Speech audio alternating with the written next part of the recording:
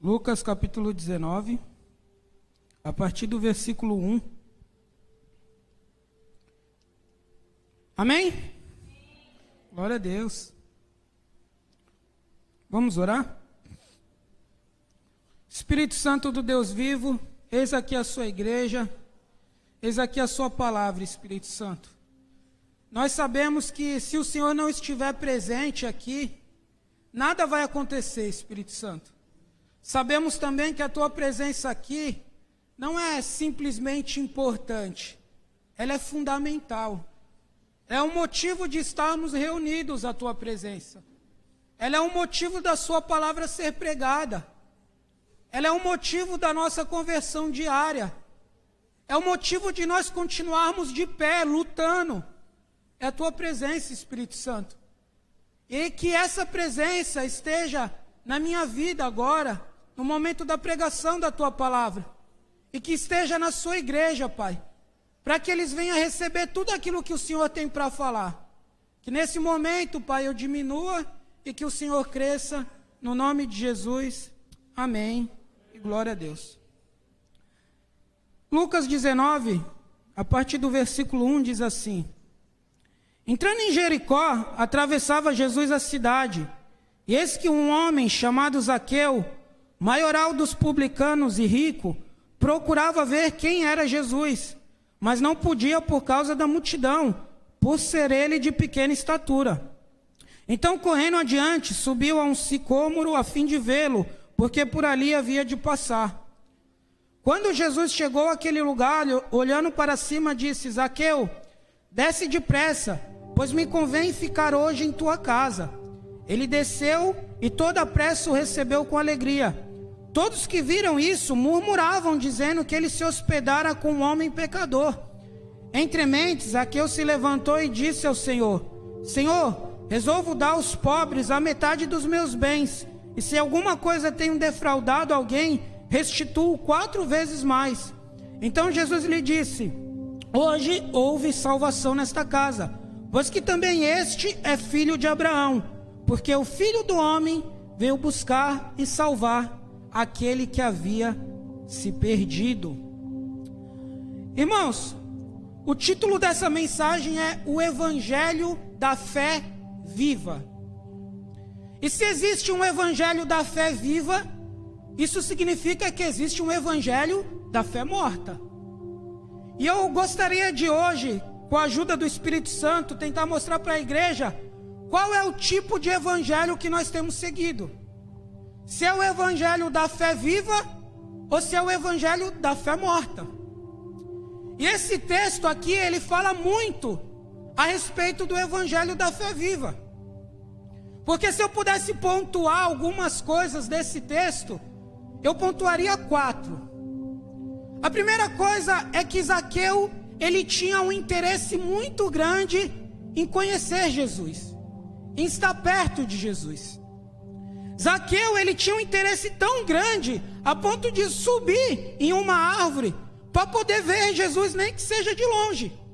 Tamanho era o interesse de Zaqueu de querer ver Jesus.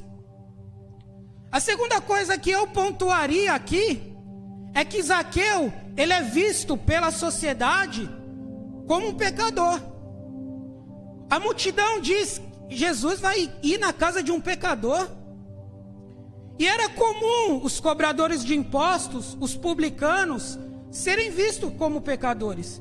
Eles eram considerados um povo que traiu a sua família, o seu povo. Era um cargo onde o judeu via com trairagem. Por quê? Porque ele era judeu e ele estava servindo ao Império de Roma, que estava oprimindo o povo judeu. Então ele era visto como traíra, como pecador. É por isso que os publicanos não eram bem vistos. Mas não era só a sociedade que via Zaqueu como um pecador. O próprio Jesus fala, no contexto de Zaqueu, no contexto da história de Zaqueu, que ele veio buscar e salvar aquele que havia se perdido. Então o próprio Jesus entendia que Zaqueu era alguém que estava perdido antes dele. Então é interessante isso. Zaqueu, ele tinha interesse em Jesus. Zaqueu, ele era um homem perdido. E o terceiro ponto é que a principal atitude de aproximação entre Zaqueu e Jesus, não partiu de Zaqueu. Zaqueu, ele queria muito ver Jesus. Só que a principal atitude de aproximação entre Deus e Zaqueu partiu de Jesus. Jesus, ele falou: Zaqueu, desce, porque convém hoje eu repousar em sua casa. Quando ele fala me convém hoje, ele não está perguntando a opinião de Zaqueu. Ele não está falando: Zaqueu, eu gostaria de repousar na sua casa. Ele não está falando: ó, talvez se você me autorizar, eu vou repousar na sua casa. Fazia parte da missão de Jesus. Ele estava passando por Jericó e ele falou: me convém. É algo que está determinado, eu preciso repousar na sua casa. E o quarto ponto que me chama a atenção desse texto é que a atitude, a fala, dentro da fala de Zaqueu, a atitude que demonstrou que ele realmente havia se arrependido dos seus pecados, foi que ele disse que daria metade dos seus bens aos pobres, e que se alguma coisa ele havia defraudado, ele restituiria 4 vezes mais. A lei de Moisés exigia que se alguém tivesse defraudado alguém, que ele pagasse a quantidade que foi defraudado mais 1/5. Não chegava nem ao dobro. Só que Zaqueu não, ele falou: eu devolvo 4 vezes mais. A atitude de Zaqueu era clara, demonstrava um claro arrependimento. E ele não somente disse isso, como ele disse: eu vou dar metade dos meus bens aos pobres. Quando Zaqueu ele disse isso, ele demonstrou uma fé viva, uma fé com uma atitude clara de mudança, uma fé com uma atitude clara de que ele ia fazer alguma coisa. Ele não disse: ó, Jesus, eu estou sentindo aqui alguma coisa, eu acho que é fé. Não, ele disse: se alguma coisa eu roubei, eu vou devolver 4 vezes mais. Depois que ele disse isso, qual foi a resposta de Jesus? Hoje entrou salvação nessa casa, porque este também é filho de Abraão. Porque o Filho do Homem veio buscar e salvar aquele que havia se perdido. E é sobre isso que eu gostaria de falar hoje. Sobre uma fé viva, sobre uma fé que traz resultados. Porque quando nós ouvimos falar que o Evangelho e a salvação vem pela fé, nós devemos compreender o que é fé.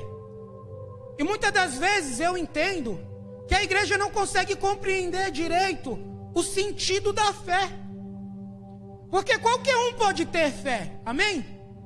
Eu posso chegar num bar e um cara que virou a madrugada inteira bebendo, eu posso chegar nele, ele ainda bêbado, e perguntar: você crê em Jesus? Ele vai falar: eu creio. Mas e aí, ele é salvo? A fé dele tem produzido frutos? A fé dele tem produzido alguma coisa? Porque se a fé dele não produz frutos claros, se eu defraudei alguém, eu devolvo 4 vezes mais, a fé dele é morta. Precisamos compreender isso, amém? Eu gostaria que os irmãos abrissem em Efésios capítulo 2, versículo 8. Hoje nós vamos ler um pouco a Bíblia. Se você não é treinado, hoje tu vai treinar um pouco. Até eu, se não for ligeiro aqui, vou passar vergonha, então vamos lá. Efésios 2:8, que diz assim: porque pela graça sois salvos mediante a fé. Isso não vem de vós, isso é dom de Deus. Não vem de obras para que ninguém se glorie. Eita, Luiz, tu foi refutado. Tu foi refutado porque aqui diz que a salvação ela é fruto da fé. E ela não vem do que eu faço, ela é dom de Deus. Amém? Vamos abrir em Tiago capítulo 2. Tiago, depois de Hebreus. Se você quiser, abre em Apocalipse e vai voltando. Minha estratégia para achar Tiago. Tiago 2. a partir do versículo 14.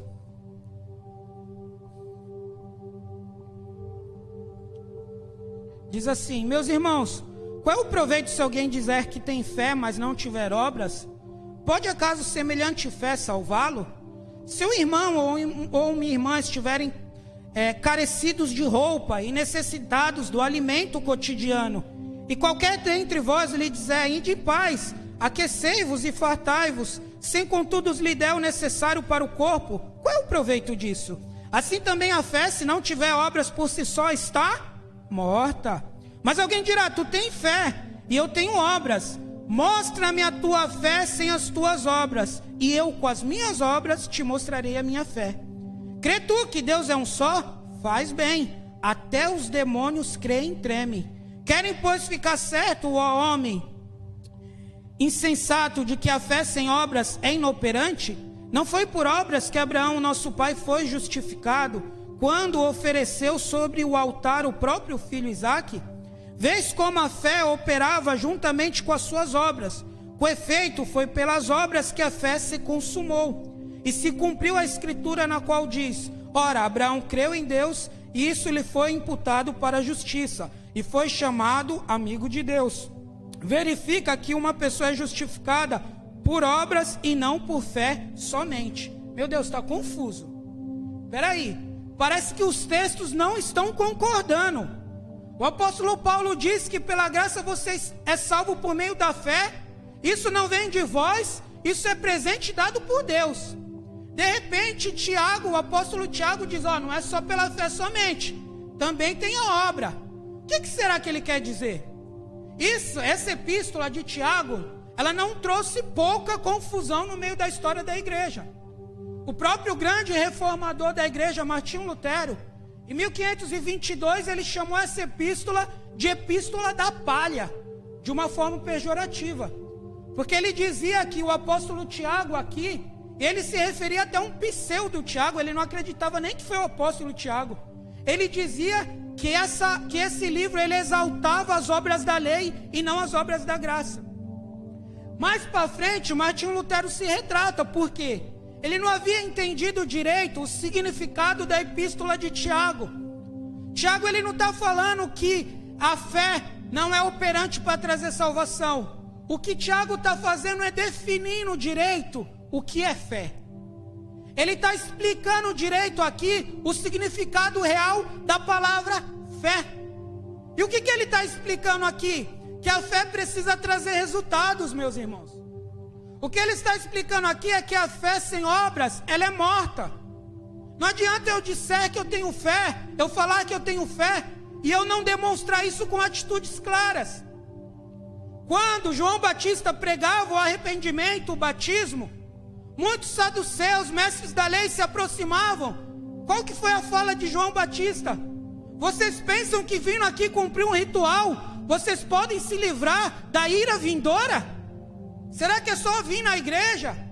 Será que é só sentar num banco? Será que é só mergulhar numa água? Não. O que João Batista falou? Mostrem frutos dignos de arrependimento. As obras é a voz da nossa fé, é a comunicação da nossa fé. E se as obras é a voz da nossa fé, a pergunta que eu faço para a igreja hoje é: o que a tua fé tem falado? O que a tua fé tem falado? A tua fé tem falado que o seu evangelho, que o evangelho que você vive é rico e operante, ele produz resultados? Ou a voz da sua fé tem falado que você veio aqui hoje cumprir apenas um ritual, bater ponto? Porque o evangelho que eu quero viver é o evangelho da fé viva. O evangelho que a igreja precisa viver é o evangelho da fé viva, de uma fé atuante. Eu não quero ser cristão de IBGE, meu irmão. O IBGE diz que o cristianismo tem crescido no Brasil. Mas se tem crescido, cadê o resultado? Por que as coisas não mudam? Por que os homicídios não descem? Por quê? Porque nós somos a luz do mundo, nós somos o sal da terra. Se a luz não servir para iluminar e o sal não servir para salgar, se torna sem valor. o que temos feito? Amém? Então é isso que Tiago quis dizer.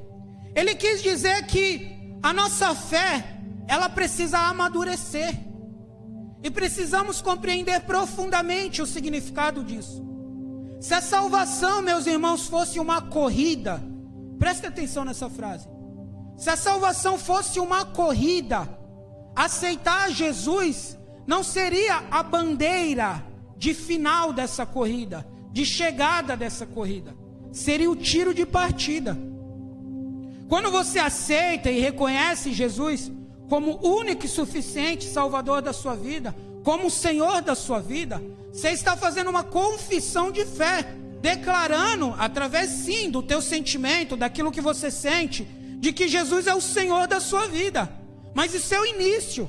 A partir daí você tem que demonstrar com atitudes claras que de fato Jesus é o Senhor da sua vida. Entenda, Senhor, dono, aquele que vai comandar a sua vida. Porque se ele não for teu dono, não é evangelho. Amém? Irmãos, diferente de outras religiões, o evangelho é isso. O evangelho é sacrifício, o evangelho é resultado, o evangelho é mudança de vida. Em qualquer outra religião você pode fazer o que você quiser. Deixa eu trazer uma realidade para você. No evangelho não. No evangelho nós precisamos mudar. No evangelho nós precisamos produzir. No evangelho nós precisamos dar resultados individual e como coletivo, como igreja. Porque senão não é evangelho. Amém? Entendendo isso, irmãos, entendendo que o evangelho ele precisa produzir obras, ele precisa produzir resultados, que o nosso evangelho tem que ser o evangelho da fé viva. Eu queria trazer aqui algumas obras que é importante que nós produzamos. Não sei se eu falei certo, produzamos. Falei? Obrigado, pastor. Deus abençoe. Abram comigo em Hebreus, capítulo 12.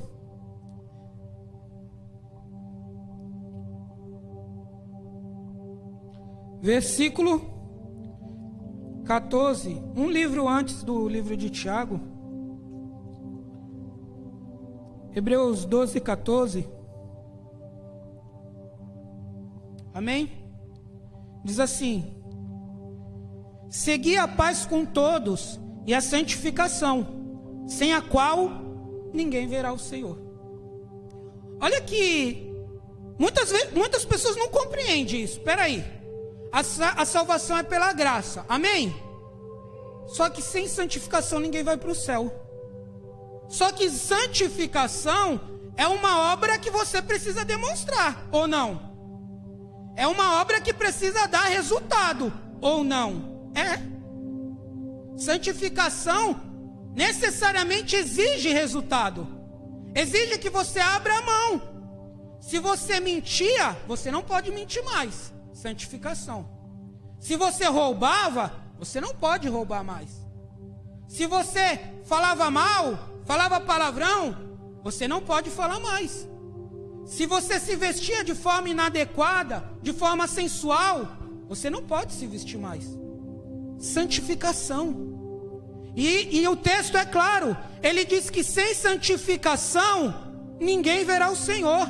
Quando ele diz ninguém verá o Senhor, sabe o que está dizendo? Você não vai para o céu. Você não vai ter a salvação consumada, a salvação eterna. Porque você precisa entender a salvação como um progresso. Eu fui salvo, eu estou salvo e eu serei salvo. Eu reconheci Jesus como o suficiente Salvador da minha vida, eu fui salvo. Eu estou salvo neste momento, porque eu estou procurando me santificar. Eu serei salvo no dia da ressurreição, quando eu tiver um corpo glorificado. É um progresso. E nesse progresso, o que o Senhor está nos ensinando é que a nossa fé, que começou pequenininha, precisa amadurecer. E amadurecer como? Produzindo resultados. Que tipos de resultados? O texto está dizendo, se santificando. Se você fazia algo de errado, irmão, está na hora de você amadurecer. Está na hora de eu e você amadurecermos, abrirmos mão, abandonarmos. Isso exige esforço, isso exige sacrifício, empenho, jejum, obras. Isso exige você chegar e falar: se alguma coisa eu defraudei, eu restituo 4 vezes mais. Resultado. Amém? Segunda coisa que nós devemos demonstrar, segunda obra que nós devemos demonstrar que testifica a nossa fé. Mateus capítulo 25. Os irmãos estão entendendo?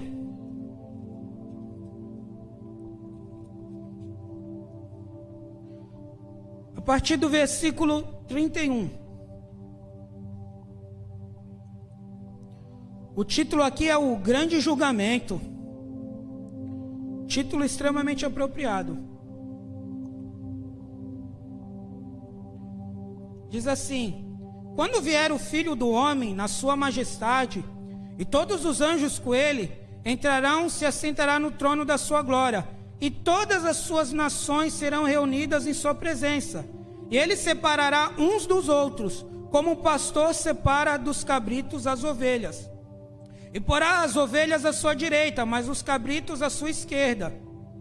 Então dirá o rei aos que estiverem à sua direita: vinde a mim, benditos do meu Pai, entrai na posse do seu reino, que está preparado desde a fundação do mundo. Porque tive fome e me deste de comer, tive sede e me deste de beber, era forasteiro e me hospedaste, estava nu e me vestiste, enfermo e me visitaste, preso e foste me ver.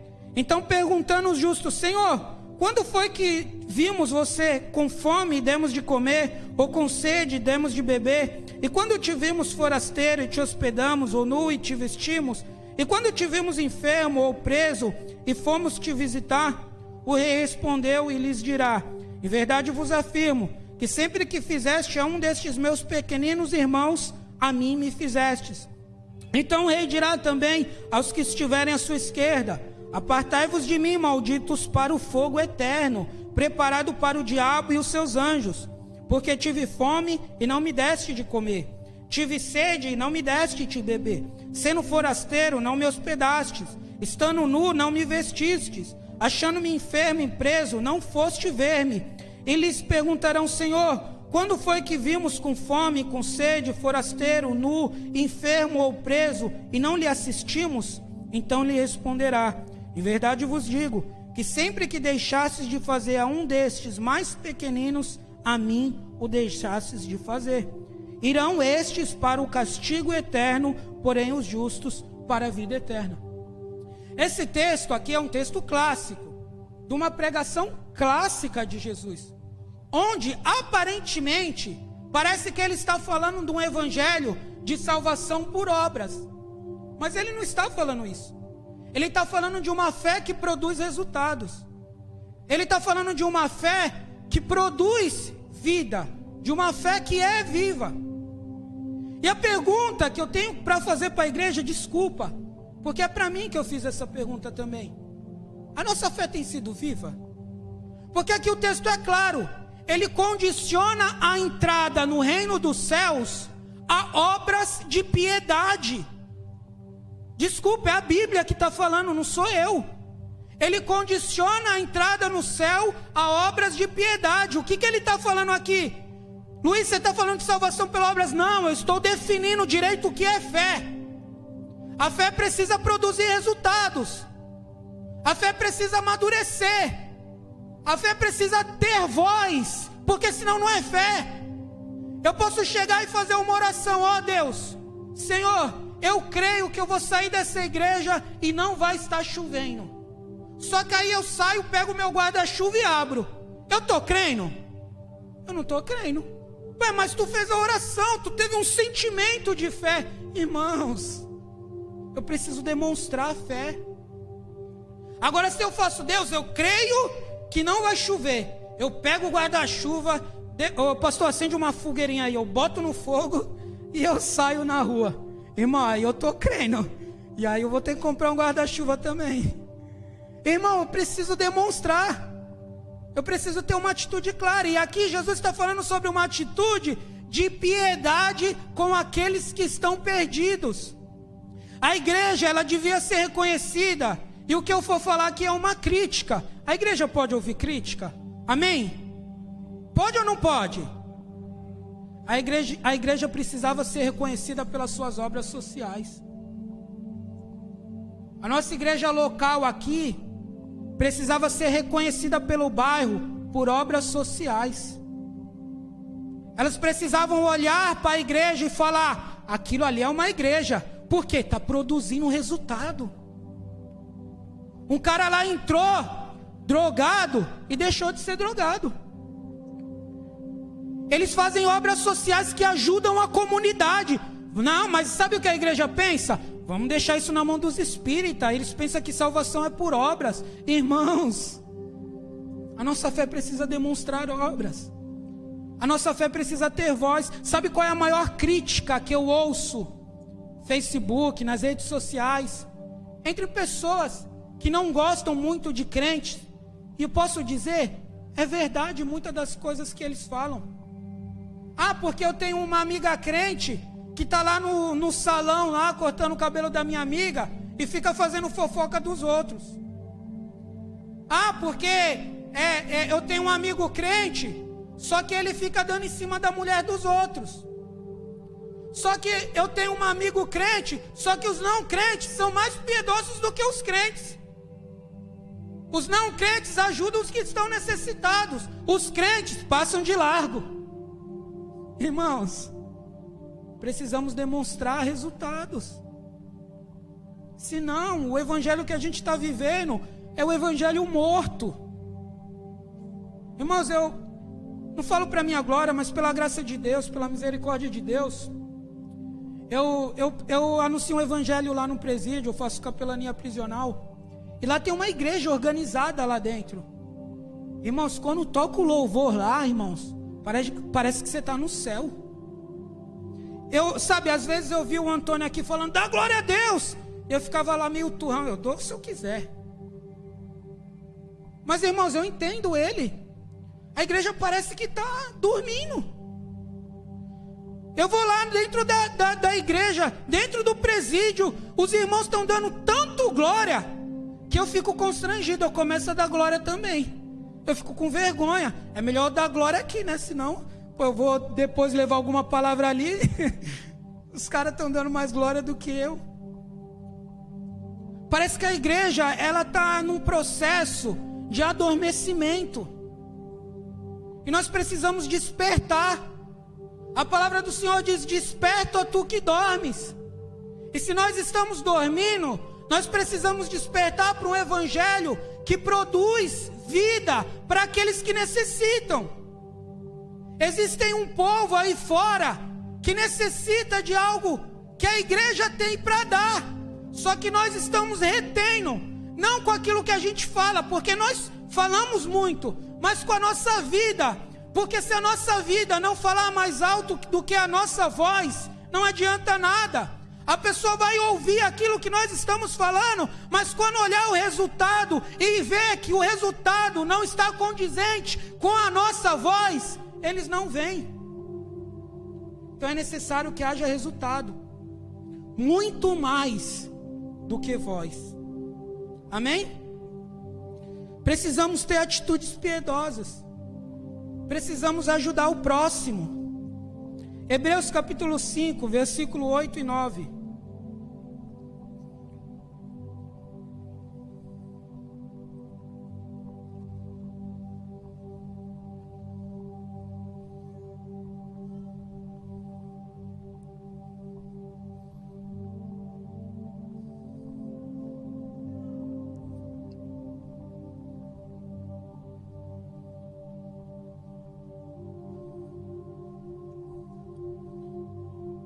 Amém? Embora sendo filho, aprendeu a obediência pelas coisas que sofreu, e tendo sido aperfeiçoado, tornou-se autor da salvação eterna para todos os que lhe Vamos lá, igreja, para todos que lhe Amém. Ele tornou-se o autor da salvação eterna para todos os que lhe obedecem. O texto, e não eu, está ligando salvação à obediência. O texto e não eu. Está ligando salvação à obediência. Mas Luiz, não é pela fé? É pela fé. Claro que é pela fé. Qual é a voz da sua fé? É pela fé que você é salvo. Mas até os demônios têm fé. Eles creem e tremem. Não é só fé. Não é fé no sentido de sentir. E é isso que eu quero que os irmãos entendam, para não pensar que eu estou pregando a heresia. Não é fé no sentido de sentir. É fé no sentido de dar resultado. É fé no sentido de ter obras que testifiquem a sua fé. Amém? E a obediência é uma obra que testifica a sua fé. Fazer obras piedosas é uma obra que testifica a sua fé. Santificação é uma obra que testifica a sua fé. E se eu tenho que obedecer, o que eu tenho que obedecer? A palavra de Deus. E a palavra de Deus tem coisas extremamente impopulares, difíceis de seguir. Mas o evangelho não é para qualquer um. Não quero te enganar. O evangelho da Bíblia Sagrada é o evangelho que diz que a mulher tem que ser submissa ao homem e o homem amar a mulher como Cristo amou a igreja. Aí não. Aí eu arranco a página. O evangelho da Bíblia Sagrada que eu tenho que obedecer é o evangelho que diz que as mulheres devem se vestir de forma adequada, de forma a não se sensualizar, a não tornar o seu corpo vulgar. Irmãos, desculpe-me, é necessário que a igreja eduque, porque nós estamos num país que não recebe esse tipo de educação. A vestimenta, em qualquer país civilizado e desenvolvido, ela é adequada ao seu local social. Então, em uma sociedade organizada, se você vai numa praia, tem uma vestimenta. Se você vai numa igreja, tem outra. Se você vai em outro lugar, tem outra. Para o crente, para a sociedade cristã, a vestimenta está adequada a não vulgarizar o corpo. Só que muitas vezes, e eu não quero falar para trazer julgamento, mas é porque precisa ser educado. Não é para trazer peso. As mulheres vêm na igreja de uma forma sensual. Irmãos, precisa ser educado. Eu não estou aqui para trazer ritos, costumes, igual muitas igrejas trazem. Não, que tem que usar saia até aqui. Não, vamos medir o cabelo, vamos medir salto. Não é disso que eu estou falando. O que eu estou falando é sobre obediência. É sobre olhar para as escrituras e falar: eu quero me santificar, eu quero ser melhor para Deus. A Bíblia tem coisas impopulares. A Bíblia tem coisas difíceis de fazer. Por exemplo, Mateus capítulo 28, a partir do versículo 19: Ide e fazei discípulos de todas as nações, batizando em nome do Pai, do Filho e do Espírito Santo, ensinando o caminho que lhe deve andar. E eis que estarei convosco todos os dias até a consumação do século. Ide e fazei discípulo. É uma missão. É algo que nós devemos obedecer. Só que muitas das vezes, ir para a igreja é algo que está tão automático na nossa mente, que nós nem sequer pensamos em convidar o nosso colega de trabalho, nós nem sequer pensamos em convidar um parente, um amigo, para vir receber do evangelho. Nós devemos ir fazer discípulo. Eu não estou falando para você ser um grande evangelista. O que eu estou falando é para você fazer o básico. Se você se diz cristão, pelo menos o básico nós devemos cumprir. Amém? Para finalizar, não vou ficar aqui 2 horas não, irmãos. Abra em João, capítulo 15.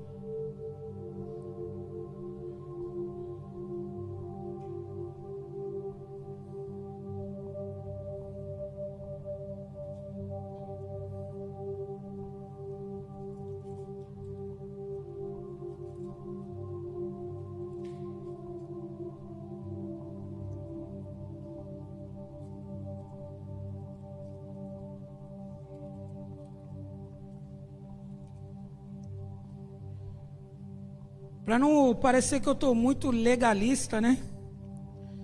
Eu tenho que ler esse aqui também. João 15, a partir do versículo 1, diz assim: eu sou a videira verdadeira, isso Jesus falando, e meu pai é o agricultor.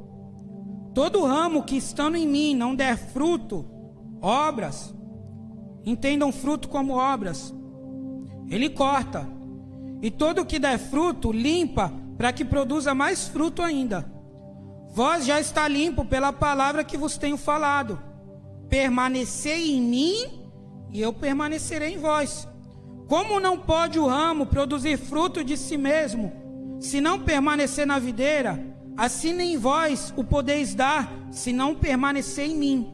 Eu sou a videira verdadeira, vós os ramos. Quem permanece em mim e eu nele, dá muito fruto, porque sem mim nada podeis fazer. Irmãos, prestem atenção, parece um paradoxo, mas para que nós produzamos frutos, nós precisamos de Jesus. Para que a nossa fé seja uma fé viva, seja uma fé que dá resultado, e aí que está o segredo. Por que a igreja não consegue dar resultado na sua fé? Porque para a igreja dar resultado com a sua fé, tanto coletivamente, trabalho social, obra, o anúncio do evangelho, evangelismo, santificação, tudo isso, para a igreja dar resultado, ela precisa estar na videira. Ela precisa estar em Cristo. Luiz, como que eu vou estar em Cristo? Sendo íntimo dele, tendo uma vida de oração. Gente, é o básico. O que eu estou mostrando aqui é o básico. Não tem nada novo. É disciplina de oração. É disciplina de leitura bíblica. Eu não estou falando de você chegar e você falar, é que eu oro o dia inteiro. Tem uma história no meio cristão. Eu odeio essa história. Desculpa, se alguém já contou essa história, me perdoe. Eu odeio ela. É aquela história que tem um irmão que ficou escondido debaixo da cama para ver se o outro irmão orava. Quantos já ouviram essa história aqui? Aí o irmão chegava para orar e ia dormir direto. Aí o irmão saía debaixo da cama. Ah, então você não orou? Aí o irmão que estava deitado, é porque eu orei o dia inteiro na minha mente e no meu coração. E aí o ensino que se traz dessa história é que devemos estar o dia inteiro em oração. Amém. Mas essa história eu odeio. Por quê? Porque a Bíblia me mostra que nós devemos ter um tempo dedicado para oração. Porque a Bíblia me mostra no Evangelho de Lucas que Jesus se retirava para ir orar, para ter um tempo com Deus. Só que nós ficamos se baseando o nosso Evangelho em fábulas. A gente deve embasar o nosso Evangelho aqui. E aqui diz que nós devemos ter uma disciplina de oração. Você separou um tempo do seu dia para orar? 10 minutos? 15 minutos? Meia hora?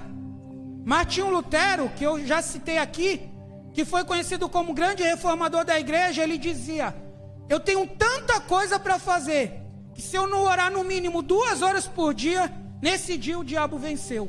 Olha que coisa. Ele entendia que a oração era tão importante, que o fato de ele orar ia fazer com que ele conseguisse produzir mais. Olha que interessante. Ele não entendia a oração como uma perda de tempo. Ele entendia a oração como um investimento que ia dar resultados na vida dele. Ah, mas eu me importo com a oração. Eu só não tenho tempo para orar. Então você não se importa. Aquilo que você se importa, você dedica tempo. Ah, eu me importo com a minha esposa. Eu dedico tempo para ela. Eu me importo com a oração. Eu dedico tempo para a oração. Porque quem se importa dá tempo, dedica tempo. Amém? Então é necessário estar em Cristo, com uma vida de oração, com uma vida disciplinada de leitura bíblica. Irmãos, posso dar uma daqueles profetas lá, bem pentecostal? Ah, se você fizer isso e não acontecer, eu rasgo a minha Bíblia e deixo de ser crente. Pois é. Se você tiver uma vida de oração diária, de leitura bíblica, cotidiana, ou talvez 3 vezes por semana tu lê a Bíblia, mas tu ora todo dia, e você não começar a dar frutos, tu chega em mim, eu rasgo a minha Bíblia e abandono o Evangelho. Vamos fazer esse desafio? Eu desafio vocês. Ore e vocês vão ter resultado. Amém? Vou pedir para o Ministério de Louvor estar subindo.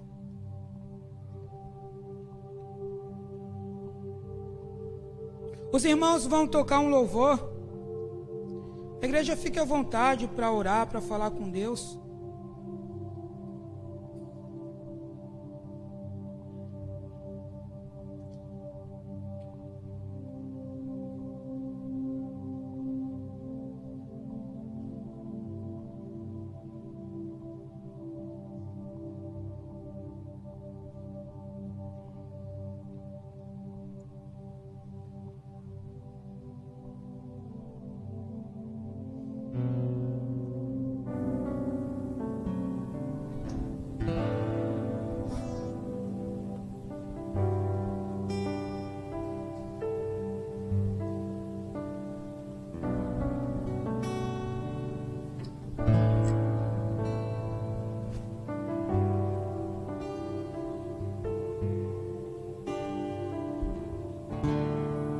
Esse lugar, tu és real.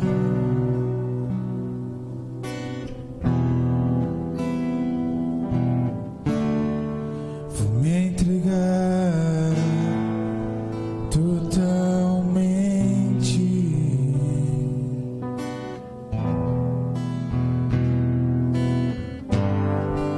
O teu toque abriu os olhos do meu coração e eu posso enxergar e entender.